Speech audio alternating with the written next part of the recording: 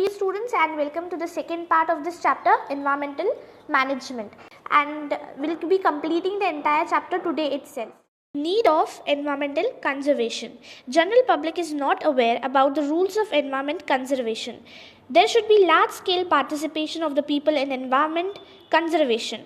So some of the people, those who want to help the nature, those who want to make the environment good, but unaware रह के वो उसको damage करते हैं. Okay, so it will be possible to answer the environmental problems only if environmental protection conservation becomes an effective public movement. अगर कुछ भी हमें चीज़ करानी हो, कुछ भी चीज़ अगर हमें कुछ करनी हो, तो क्या करना पड़ेगा? हम सबको साथ आके वो चीज़ को करना पड़ेगा. अकेले अकेले एक एक जन अगर कुछ कर रहा है तो वो ज़्यादा अपनी पूरा अपना एफर्ट्स डाल देगा उसमें, लेकिन वो ज़्यादा वर्क नहीं हो पाएगा. It's only possible when everyone comes together and do that work, right. So इसीलिए सबको हाथ बढ़ाकर प्रोटेक्शन करना पड़ेगा, कंजर्वेशन करना पड़ेगा एनवायरनमेंट का.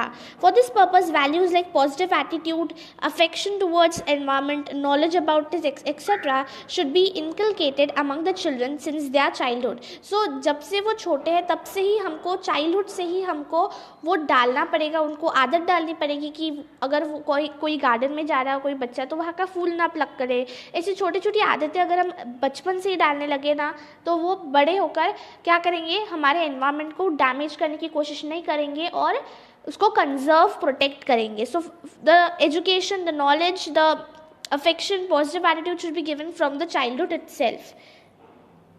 Okay, this will help to make the future generation more aware about the environmental conservation and protection. So as to achieve this, it is necessary to increase the awareness through education. तो अगर हम अलग अलग campaigns लगा रहे हैं, अलग अलग चीज़ें कर रहे हैं, पोस्टर्स लगा रहे हैं, then only it is possible to conserve the environment in a better way. Today, all the developed, developing and underdeveloped countries have accepted the responsibility of environmental protection. अभी जो भी developed है, जैसे यूएस एंड ऑल डेवलपिंग है, India and Brazil are developing countries, और जो भी under developed countries है उन्होंने सब ने वो एक रिस्पॉन्सिबिलिटी जो है कि हमको ये करना पड़ेगा, हमको एनवायरमेंट को कंजर्व करना पड़ेगा. They have taken that responsibility. They have defined the future plans about environmental protection and have constituted the necessary laws. तो वो चीज़ करने के लिए, एनवायरमेंट को प्रोटेक्ट करने के लिए उन्होंने क्या किया है, अलग अलग पॉलिसीज़ निकाले हैं, अलग अलग लॉज निकाले हैं, so that the environment can be conserved and protected. Now यहाँ पे आपको एक चार्ट है जो आपको कंप्लीट करना है. ठीक है, क्या बोला है? Need of environmental conservation. तो हमें क्यों एनवायरमेंट को कंजर्व करना चाहिए, ये हमें यहाँ पे पूछा गया है. सबसे पहले आपको गिवन है to maintain the balance in nature में वो बैलेंस क्रिएट करने के लिए. अगर नेचर में कोई बैलेंस ही नहीं है, लाइक फॉर एग्जाम्पल, अगर जैसे हमने अभी देखा था, इस वीडियो में, इस शुरुआती में इस चैप्टर के देखा था कि अगर ग्रास हॉपर्स, अगर फ्रॉक्स का नंबर बहुत ज़्यादा कम हो जाता है, डिक्रीज हो जाता है, then there are going to be what consequences, imbalance हो जाएगा हमारे पूरे नेचर में. और इसी वजह से there should be a balance in our nature.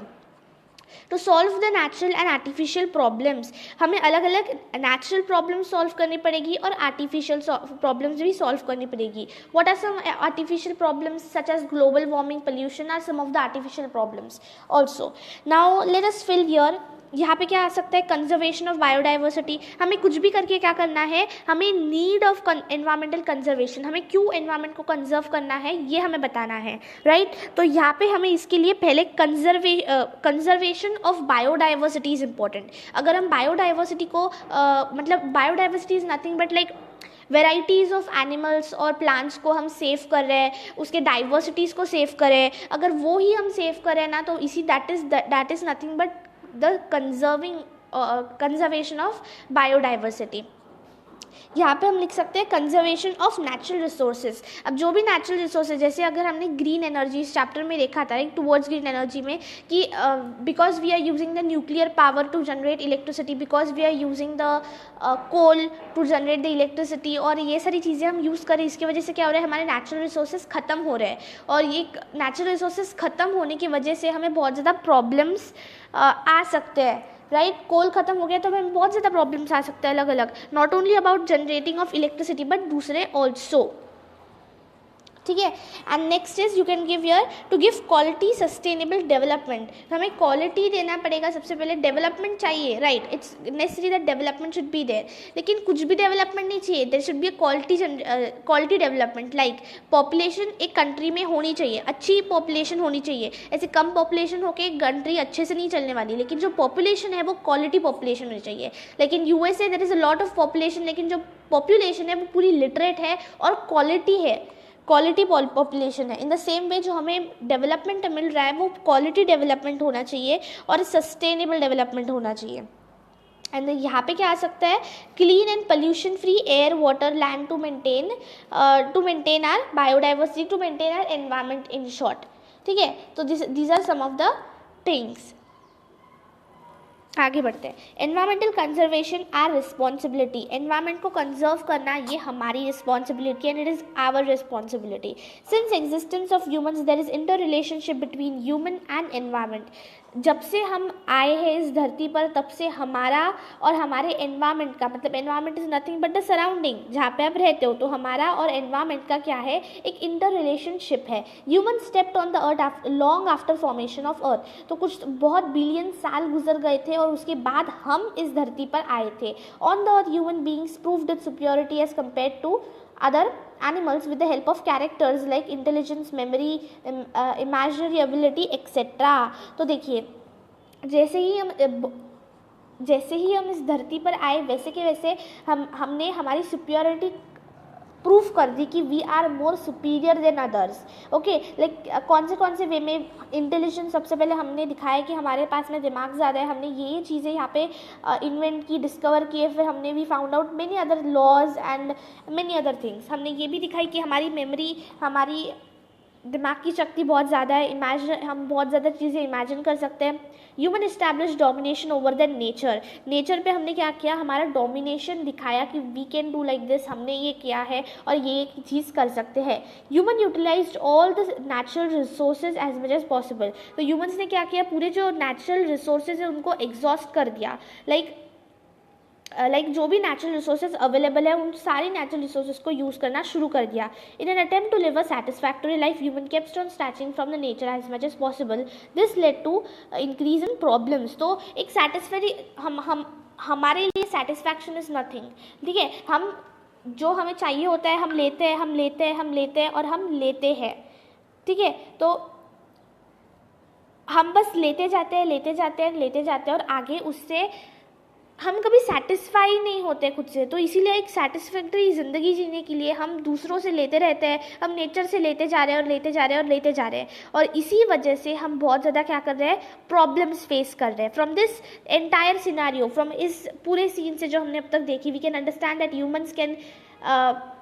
Humans has crucial role in maintaining the environmental balance. तो फ्रॉम दिस पूरा ओवरव्यू से हमें समझ रहा है कि ह्यूमन्स के वजह से क्या हुआ है, ये सारा एनवायरमेंटल इम्बैलेंस। ग्लेशियर्स क्या हो रहे हैं, ग्लेशियर्स अभी बहुत ज़्यादा मेल्ट हो रहे हैं। Why are glaciers melting? Because of global warming. और ग्लोबल वार्मिंग किसके वजह से हो रहा है, it is happening because of us. Okay, now from if humans has disturb the environmental balance, then human itself only can conserve and improve the quality of nature. Now ये जो line है ये आप ऐसे लर्न कर दीजिए, क्योंकि ये लाइन आपको एग्जाम में लिखोगे तो आपको अच्छे मार्क्स मिलेंगे of course, because this is a line which actually ऐसे बहुत ज़्यादा डेडिकेशन दिखाती है ये लाइन। और इसकी वजह से क्या होगा, आप जो एग्जामिनर है वो जल्दी से मार्क्स भी दे देगा। अगर कुछ EVS ये चैप्टर जो है ये EVS में आता है, तो ये अगर चैप्टर आप अच्छे से करके जाते हो ना, तो यहाँ पे ये एक लाइन अच्छे से करके जाना। Many times, general public is known that its activities are harmful to environment and thereby unknowingly many activities happen. तो general public है जो मैंने ये पहले भी बताया था कि some people unaware, मतलब जो बिल्कुल ही अवेयर नहीं रहते हैं, लाइक उनको डैमेज नहीं करना रहता है एनवायरनमेंट, उनको हर्ट नहीं करना रहता है एनवायरनमेंट को, लेकिन तो भी उनको पता नहीं रहता कि इससे जो एनवायरनमेंट है वो क्या हो जाएगा, उसको डैमेज होगा, उनको ये पता नहीं रहता। और इसकी वजह से वो अननोइंगली क्या कर देते हैं, अननोइंगली वो एनवायरनमेंट को हर्ट करते हैं। The big story of a small man, Zadav Molai Payang is a highly capable person in Assam. Born in 1963, he is working as a forest worker since the age of 16 years. तो यहाँ पे ये actually इस box में ना ये do you know जैसे box आते हैं ना, ऐसे ही टाइप ऑफ बॉक्स है ये, और इसमें से सिर्फ आपको इतना पूछा जाएगा कि मतलब MCQ फॉर्म में ही पूछा जा सकता है कि कितने साल उसने काम किए और फिर कितने मतलब कितने साल उसने वर्क किया and who was that person to work. तो आपको नाम ध्यान में चाहिए और कितने साल उसने वर्क किया. 16 साल उसने ये वर्क किया था. तो ये आप इतना ध्यान दीजिएगा. Once, large number of snakes died in the flood of Brahmaputra river flowing by the village. As a preventive measure, Mulai planted 20 bamboo plantlets in 1979. The local social forestry department began a social afforestation project on 200 hectares of land. Mulai was one of the few forest workers who were looking after that project. Mulai continued to plant the trees even after completion of the project. As a result of his continuous work of planting and caring for the trees, the barren area witnessed the forest cover over the 1360 acres. तो मतलब forest कितने मतलब लोगों ने कितने दिया था, मतलब जो डिपार्टमेंट था, which was the department, it was local social forestry department. उन्होंने 200 हेक्टर्स दिया था, लेकिन दिस पर्सन जादव मोलाई पयांग उन्होंने कितने हेक्टर्स तक प्लांट करते गए. That was 1360. इतने हेक्टर्स उन्होंने वो प्लान करते गए. Mulai was one of the few. Okay. As a result of his continuous work of planting and caring for trees, the barren area witnessed the forest cover over 1360 acres. Today this jungle in Kokilamukh of Jorhat district of Assam. अब इस worker ने कौन सी state में या कौन सी state में ये सारे इतने हेक्टर्स किए थे, तो दैट वाज आसाम. तो आपको एक दो चीज़ें यहाँ पे ध्यान देनी पड़ेगी कि उसकी कितनी साल की मेहनत थी, कितनी साल की उसने मेहनत की. 30 साल की उसकी मेहनत थी. 30 साल उसने बस इसमें ही दिए. और कहाँ पे, इंडिया में कौन सी जगह पे, आसाम में. दूसरा, who was that person, that was Jadav Molai Payeng. तीसरा, उसको कौन सा अवार्ड दिया गया था, उसको पद्मश्री अवार्ड दिया गया था. और जो उसने इतने सारे झाड़ वगैरह लगाए थे, उस जंगल को कौन सा नाम दिया गया था, उसको मुलाय जंगल नाम से नाम दिया गया था.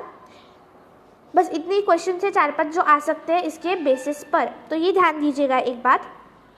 Now let's start at another important part, that is environmental conservation and biodiversity. Most harmful effect of the environmental pollution occurs on the living organisms. Have you seen some examples of this in your area? मतलब कुछ harmful effects जो हमें environment में दिख रहे हैं environmental pollution की वजह से, बहुत अलग अलग हमें दिख रहे हैं. क्योंकि पहली बात तो हमारे जो if we have a garden, if we have plants in our house, तो उस पर बहुत क्या हो रहा है, वो उनकी ग्रोथ बहुत कम हो रही है, मतलब ग्रोथ बहुत स्लो हो रही है लेकिन बहुत ज़्यादा स्लो हो रही है. These are some of the disadvantages of environmental pollution. ठीक है, यहाँ पे पूछा गया ना एनवायरमेंटल पोल्यूशन में. Our living world has been richly diverse. बहुत ज़्यादा डाइवर्स हुआ करता था, बहुत ज़्यादा वेराइटीज़ हुआ करते थे. It consisted of varieties of plants and animals. Plants और अलग अलग एनिमल्स हमारे इसमें थे, बहुत ज़्यादा वेराइटी थे वहाँ पे. However, we are not able to see some specific animals about which we had listened from our earlier generations. Who is responsible for this? कौन रिस्पॉन्सिबल है? हमारे पहले के जनरेशन, जैसे हमारे दादाजी, परदादाजी और मम्मा पापा, तो ऐसे कुछ ऑर्गेनिजम्स थे, ऐसे कुछ एनिमल्स थे, हमने हमारे दादा से सुने हैं, लेकिन हमें नहीं पता है. Okay, we have never seen them. कभी हमने कभी रियलिटी में देखा नहीं है वैसे, और they are not that popular also. Examples like dodo वगैरह. ठीक है ना, हम ऐसी चीज़ें कहाँ पे, डोडो वगैरह हमने सुना है बहुत ज़्यादा. We have seen in the movies, हमने मूवीज़ में सिर्फ नाम सुना है. वी हैव नॉट, ये बहुत अलग अलग जगह पे हमने इनका नाम सुना है, लेकिन हमने इन्हें देखा नहीं है कभी. Dodo is like duck. I have also not seen that of course. It's kind of duck जैसा दिखता है वो, right. So who is responsible for this? Of course, we all are responsible for this. We are being using ACs at our home. We are being using refrigerators at our home. We are being using higher electrical things, appliances at our home, and because of that, global warming is increasing day by day in a big quantity. Biodiversity is the richness of living organisms in nature. Due to presence of varieties of organism, ecosystems and genetic variations within a species. Biodiversity occurs at 3 different levels. 3 different level पे होता है. सबसे पहला होता है genetic diversity, second is species diversity and third is ecosystem diversity. So what is genetic diversity? Genetic diversity is nothing but the diversity in same species. अब species मतलब क्या होता है, ये तो हमने इसमें भी देखा था हेरिडिटी इवोल्यूशन में. हेरिडिटी इवोल्यूशन में हमने देखा था स्पीशीज की डेफिनेशन क्या थी कि group of organisms which can give a birth to a fertile young one is nothing but species. उनको हम species कहते हैं, right? So genetic diversity is nothing but the diversity in the same species. So एक ही species में अलग अलग diversity होना, that is nothing but genetic diversity. Species diversity is nothing but different मतलब डाइवर्सिटी इन डिफरेंट स्पीशीज़. अब जैसे humans में अगर हम हमारे ह्यूमंस में ही हमने अलग अलग डाइवर्सिटी निकालने की कोशिश की तो ये कौन सी डाइवर्सिटी हो गई? ये जेनेटिक डाइवर्सिटी हो गई. लेकिन अगर हमने अलग अलग डाइवर्सिटीज़ में लाइक अलग अलग स्पीशीज़ में लाइक ह्यूमंस हो गए, फिर डॉग्स हो गए, फिर कैट्स हो गए, इनमें अगर डिफरेंस निकालने की कोशिश की तो ये हो गया हमारा स्पीशीज़ डाइवर्सिटी. इकोसिस्टम डाइवर्सिटी भी होता है, डाइवर्सिटी इन इकोसिस्टम मतलब हर एक रीजन में डाइवर्सिटी हमें देखने को मिलती है. लेट्स रीड हियर, उनका पैराग्राफ रीड कर देते हैं. Occurrence of diversity among the organisms of same species is genetic diversity. For example each human being is different from each other. हर एक ह्यूमन बीइंग क्या है? अलग अलग है एक दूसरे से. Possibility of wiping out the species arises if there is decrease in the diversity within species whose number involve in sexual reproduction. मतलब ऐसी एक पॉसिबिलिटी है कि स्पीशीज में अलग अलग डाइवर्सिटी आ जाती है जब सेक्सुअल रिप्रोडक्शन हमें देखने को मिलता है. Species diversity. Innumerable species of organism occur in nature. बहुत अलग अलग स्पीशीज हमें देखने को मिलते हैं, बहुत अलग अलग. This is called as species diversity. इसको ही हम स्पीशीज डाइवर्सिटी कहते हैं. Species diversity include various types of plant. बहुत अलग अलग टाइप ऑफ प्लांट, एनिमल्स और माइक्रोब्स हमें देखने को मिलते हैं. Ecosystem diversity. Many ecosystems are present in each region. बहुत अलग अलग हमें डाइवर्सिटी देखने को मिलती है हर एक रीजन में. Ecosystem is formed through the interaction between plants, animals, the habitat and changes in the environment. तो इकोसिस्टम किससे फॉर्म होता है? Because of the changes, because of the interactions between the biotic and abiotic things. Each ecosystem has its own characteristic plants, animals, microbes and abiotic factors. हर एक ecosystem, for example मैंने एक pond एक कितना सा ecosystem है? pond एक बहुत छोटा सा ecosystem है. अगर हमने वो consider कर लिया तो इसमें ही मैंने अगर abiotic चीज़ें ले ली. abiotic चीज़ें क्या क्या हो सकती है? एयर, वाटर, इनका इंटरैक्शंस होता है. किसके साथ में होता है? फिश, एक्वेटिक ऑर्गेनिजम्स मतलब लिविंग ऑर्गेनिजम्स के साथ में. मतलब अबायोटिक और बायोटिक का इंटरैक्शन हो रहा है. मतलब क्या हो रहा है? इकोसिस्टम फॉर्म हो रहा है. मतलब पॉन्ड क्या है? एक छोटा सा इकोसिस्टम है. हो गया? आई होप समझ में आ गया होगा. अब sacred groups. What is mean by sacred groups? Sacred groups मतलब भगवान के नाम पे कुछ चीज़ें सेव हो जाती है. कुछ टेम्पल्स या कुछ माउंटेन्स उनको सेव रखा जाता है, उनको सुरक्षित रखा जाता है. ठीक है, और उनको ही हम सेक्रेड ग्रुप्स कहते हैं. The forest conserved in the name of God and considered to be sacred is called as sacred groves.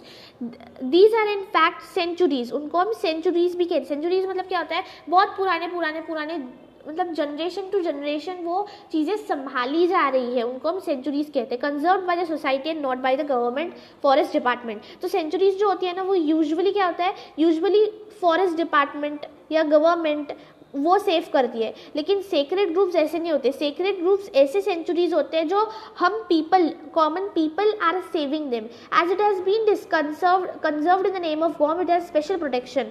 तो भगवान के नाम पे वो सेव है, इसी वजह से उसको स्पेशल प्रोटेक्शन होता है. These clusters of thick forest are present not only in Western Ghats of India but in the entire country. सिर्फ इंडिया के वेस्टर्न घाट्स में ही नहीं, बहुत ज़्यादा कॉन्सेंट्रेटेड है. वैसे तो वेस्टर्न घाट्स में बहुत ज़्यादा सेक्रेड ग्रुप्स हमें मिलते हैं देखने को, लेकिन सिर्फ वहीं पर ही नहीं, बहुत अलग अलग जगहों पर भी हमें वे देखने को मिलते हैं. More than 13,000 sacred groves have been reported in India. 13,000 sacred groves से ऊपर हमें क्या देखते हैं, इंडिया में हमें sacred groves मिलते हैं. Where are such sacred groves in Maharashtra? Make a list and visit with your teachers. तो ये visit तो नहीं करेंगे कोई टीचर अभी भी. I know 10th है, no one is going to visit. कोई बात नहीं.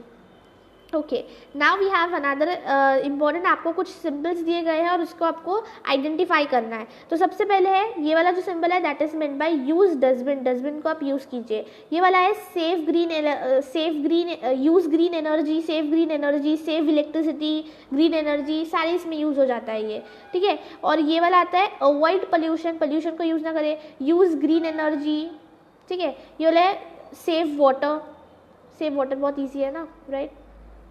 Okay, let's move forward. Till now we have studied the rules and regulations about environmental conservation. तो अब तक हमने environment को कैसे conserve करना और क्या क्या देखना, ये सारी चीज़ें अब तक हमने देखी है. In this lesson, many people in the society are voluntarily coming together to perform this noble work. तो ये काम करने के लिए बहुत अलग अलग लोग क्या आ रहे हैं, साथ में आ रहे हैं और ये work कर रहे हैं. Many institutes in at states, national, international level are involved in this work. बहुत अलग अलग states वगैरह वगैरह हैं जो इस work में, मतलब environment को conserve, protect करने के work में काम कर रहे हैं. Okay, now this is an important piece of information जो आपको ध्यान देना होगा. Greenpeace is world's largest organisation, engaged in environmental activities. More than 25 lakh people from 26 different countries are members of this organization.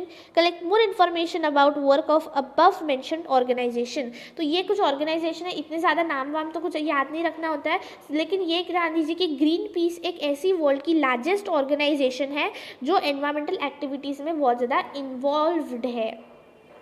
Now let's look at some of the hotspots of biodiversity. 34 highly sensitive biodiversity spots are reported all over the world. Such areas once occupied 15.7% area of the earth. At present 86% of the sensitive areas are already destroyed. देखिए 34 highly biodiversity spots थे, ठीक है. Such area had occupied 15, तो ये जो है ये कितने एरिया ऑक्यूपाई करते थे, 15.7% area of the earth. At present 86% of the sensitive areas are already destroyed, मतलब इनमें से 86% ऑलरेडी क्या हो गए हैं, डिस्ट्रॉय हो चुके हैं. Presently only 2.3 area of the earth has been left over with sensitive, मतलब पहले तो इतनी सारे ये थे, इतनी सारी एरिया जा रही थी हमारी सेंसिटिव हॉटस्पॉट्स में, लेकिन अभी this has been reduce to only 2.3% of the area is engaged in, of the area is having sensitive biodiversity. Presently only 2.3% of area of the earth has been left over with the sensitive spots. It includes 1,50,000 plant species which are 50% of the world count. मतलब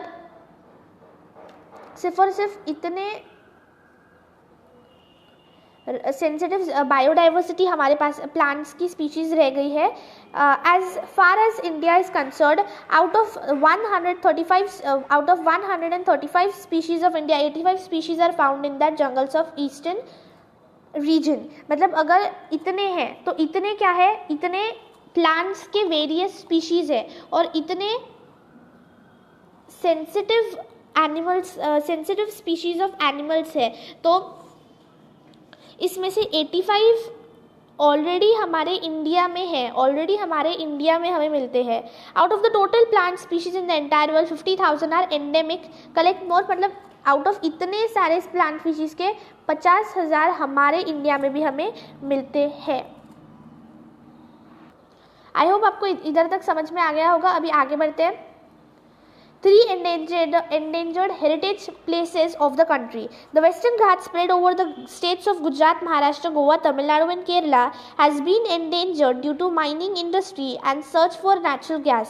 तो ये जो western Ghats है, western Ghats के में जो states जाते हैं जैसे महाराष्ट्र, गोवा, तमिलनाडु, गुजरात, केरला, तो ये जो है यहाँ पर बहुत ज़्यादा नेचुरल गैस और सारी चीज़ें ढूंढने के लिए हम क्या कर रहे हैं, बहुत ज़्यादा उसको, बहुत माइनिंग एक्टिविटीज़ चल रही है, बहुत खुदान चालू है, इसकी वजह से उसको बहुत ज़्यादा नुकसान पड़ रहा है. Habitats of Asiatic lion and wild bison of this region have been under threat. तो माइनिंग एक्टिविटीज़ की वजह से ये जो दो स्पीशीज़ है एनिमल्स के, दैट इज़ एशियाटिक लायन, ठीक है। देखिए एक और एक बात, fun fact you should know कि हमारे इंडिया ही सिर्फ ऐसी कंट्री है जहाँ पे लायन और टाइगर हमें एक साथ मिलता है, ओके, एक साथ मिलते हैं। So you need to pay attention. ये अगर फन फैक्ट अगर कौन से आंसर में आपको लिखने को मिल गया तो so write it down. Of course थोड़ा लेंथ भी बढ़ जाएंगे और उससे मार्क्स भी थोड़ा बढ़ सकता है, okay.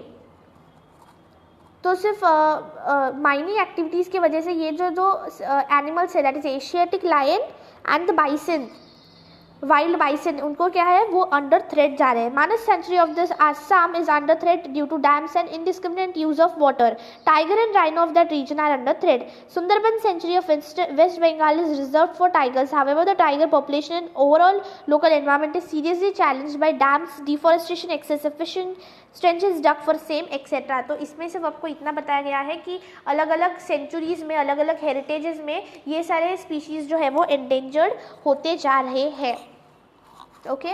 Moving onward, classification of threatened species. Classification कैसे करते हैं हम? 4 इसमें क्लासिफिकेशन करते हैं। सबसे पहले है एंडेंजर्ड स्पीशीज़। एंडेंजर्ड स्पीशीज़ मतलब जिनका जो नंबर है वो डिक्लाइन होते जा रहा है, ठीक है। Then we have rare species, मतलब जो बहुत ही कम है, मतलब इससे भी बहुत ज़्यादा कम है, मतलब बहुत ज़्यादा कम है। And then we have vulnerable species. Vulnerable species मतलब जिनको बहुत ज़्यादा, वो बहुत ही कम है, मतलब और बहुत ज़्यादा कम है, मतलब इसमें तो कम था, इसमें थोड़ा सा क्वाइटली मतलब यहाँ पर भी ऐसा, the number of the endangered species is decreasing day by day. Rare species का कह सकते हैं it has decreased very much. And vulnerable species का हम कह सकते हैं they we can see them rarely, it is extreme, the number of them is extremely less. And the next is indeterminate species. Indeterminate species we cannot tell that whether the organism is endangered or because of their habits of shyness or not coming out. तो ये सारी चीज़ों की वजह से क्या होता है कि एक होता है ना कि वो नहीं बाहर निकलने वाले और नहीं करने वाले, तो शाइनेस की वजह से या ऐसे कुछ रीजंस की वजह से, मतलब उनको डेफिनाइट नहीं है, उनकी कुछ इन्फॉर्मेशन हमें नहीं मिल रही है। So they are nothing but the indeterminate species. और कुछ एग्जाम्पल्स हमें बताए गए हैं। और एक इन्फॉर्मेशन में बताई गई है कि 22 मई को वर्ल्ड बायोडाइवर्सिटी डे मनाया जाता है, ठीक है। अब हम ये जो रीडिंग कर लेते हैं and then we are done with this chapter. बहुत इजी चैप्टर था, बिल्कुल डिफिकल्ट नहीं था इस चैप्टर में कुछ। Either number of these organisms is decline, मतलब बहुत ज़्यादा रिड्यूस हो चुका है, और their habitat is shrunk, मतलब छोटा हो चुका है, to such an extent that they can be extinct in near future if conservative measures are not implemented। मतलब एक तो वो खुद ही क्या हो चुके हैं, खुद ही बहुत ज़्यादा रेयर हो, मतलब उनकी खुद ही जो पॉपुलेशन है वो बढ़ नहीं रही है, या दूसरा रीज़न ऐसा है कि हमने उनके फॉरेस्ट काट दिए और उनके हैबिटेट को बहुत ज़्यादा नुकसान पहुंचा दिया, इसीलिए वजह से वो उनके हैबिट को, उनका घर ही बहुत ज़्यादा कम हो गया है, ऐसा हम कह सकते हैं, ठीक है। Example is lion tail monkey and lesser florican. This is the picture of lion tail monkey. Moving onwards हमारे पास में rare species, number of these organism is considerably decline, मतलब जो एंडेंजर्ड स्पीशीज से भी कम है ये organisms of these species. Endemic मतलब सिर्फ इंडिया में ही है वो, मतलब एक तो इंडिया में ही, मतलब सिर्फ एक ही कंट्री में है ये, 2-3 कंट्री में नहीं, सिर्फ एक ही कंट्री में है, ओनली इन 1 कंट्री, इसका अर्थ है ऐसा होता है। For example red panda and musk deer. Red panda का एग्जाम्पल आपको यहाँ दिखाई दे रहा होगा। Then we have vulnerable species. Vulnerable species मतलब number of these organisms is extremely less and continues to decline, मतलब बहुत ज़्यादा कम है, इसका जो नंबर है बहुत ज़्यादा कम है, बहुत रेयर है, और continues to decline in the number in the worrisome reason, मतलब बहुत ज़्यादा कम होने के कारण क्या हो रहा है, हमें बहुत, it's a very giving us worry कि ये क्यों ऐसा हो रहा है, and it can lead to dangerous things also. Example is tiger and lion, मतलब बहुत ज़्यादा रेयर होते जा रहे हैं, बहुत ज़्यादा कम होते, even while we are taking measures कि लायन को हम सेंचुरीज बना रहे हैं, हम बायोडाइवर्सिटीज़ की कोशिश कर रहे हैं, हम उनको फेवरेबल एनवायरनमेंट बना रहे हैं, लेकिन उसके बावजूद वो उनकी कम होते जा रही है और कंटिन्यूज टू डिक्लाइन हो रहा है. तो इसी वजह से this is a worrisome situation given to us. Then we have indeterminate species. These organisms appear to be endangered. एक तो वो एंडेंजर्ड है but due to the some behavioural habits, क्योंकि उनके कुछ ऐसे हैबिट्स हैं कि वो बाहर नहीं निकलते अपने घर से. लाइक अगर बोरो बना दिया है तो वही के वही रहते पूरे साल, पूरे अपनी ज़िंदगी वही रहते हैं और वही कुछ करते हैं. तो ये उनके कुछ हैबिट्स की वजह से क्या हो रहा है हमें पता नहीं चल रहा है, कुछ इन्फॉर्मेशन ही नहीं है हमारे पास में. Okay, habits like shyness, there is no definite and subsequent information. Example giant squirrel, shekru, both we can call it as examples यहाँ पे जान दीजिए. That is more important. And now last but not least हमारे last concept यहाँ पे हम देख रहे हैं, that is speciality of the day 22 May. It is known as world biodiversity day. Survey the plants and animals in your area, maintain a record about their characteristic. You can do that but 10th standard is more important, so focus on there. Okay, so here we come to an end. ये तो मैंने chapter पहले भी आपको discuss किया था, ये pledge भी हमने, ये सारी चीज़ें हमने पहले भी वीडियो में डिस्कशन किए जब मैंने चैप्टर डिटेल में सिखाया था.